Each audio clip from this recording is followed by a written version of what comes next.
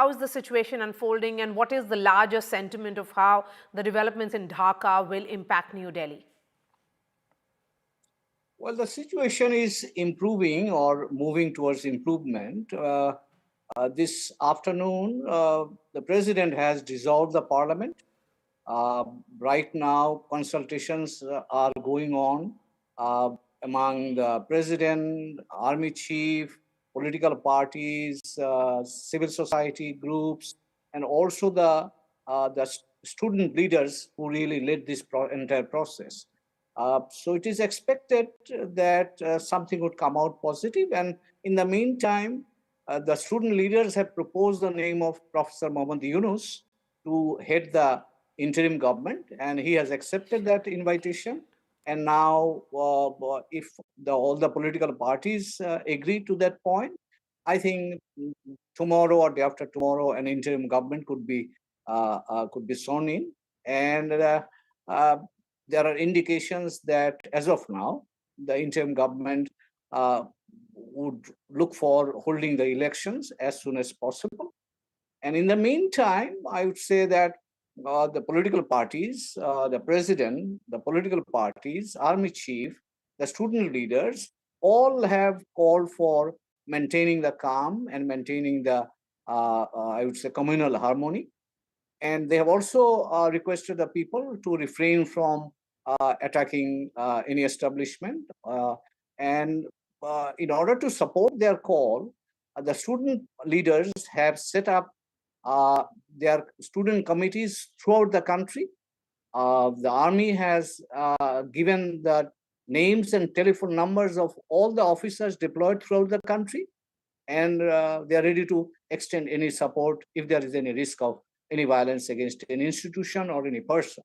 And interestingly, what I can tell you, some of the madrasa students, they started protecting the temples, churches, and so on and so forth. And today there was no police on the street. The students came out and managed the traffic. I would say, since I went out, I could say that the management was reasonably well. So this is the current state of affairs. Okay. Dr. Tasneem Siddiqui is also joining us. She is the professor at the University of Dhaka. Dr. Siddiqui, appreciate your time. But before I before I go back to Dhaka for a word from Dr. Siddiqui, Brahma Chilani, over the past 15 years, Sheikh Hasina's leadership had fostered closer ties with India, especially in counterterrorism, economic cooperation, and infrastructure development. With her exit, is New Delhi finding itself in a very difficult position, or should I say challenging diplomatic position? Yes, definitely. We should not forget that India's longest border is not with China or with Pakistan, it's with Bangladesh. And the border with Bangladesh is a very porous border that cannot be effectively controlled.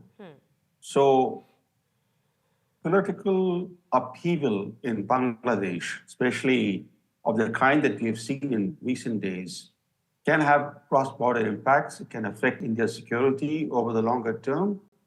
And the overthrow of the Hasina government and the return of the army to politics have put India's vital interests at stake, including the security of India's northeast, India's transit rights through Bangladesh, India's defense, security, and counterterrorism cooperation with Bangladesh, India's investments in Bangladesh, and India's cooperation with Bangladesh to control illegal migration to India, including by the Rohingya.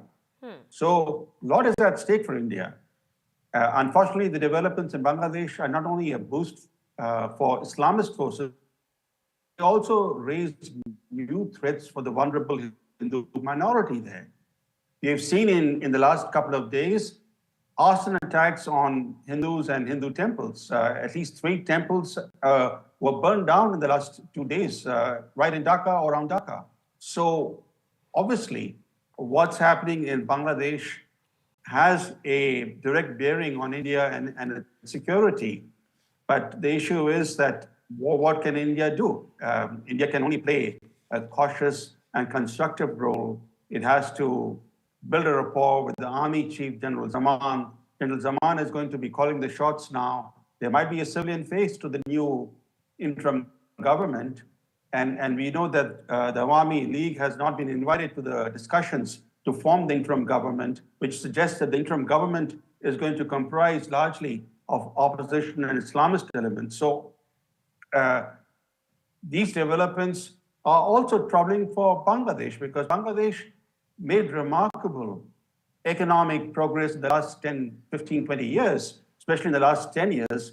It came up with the promise of becoming a booming economy. And now all that is at stake. It's very important for India and Indian interests that Bangladesh be stable Yes. and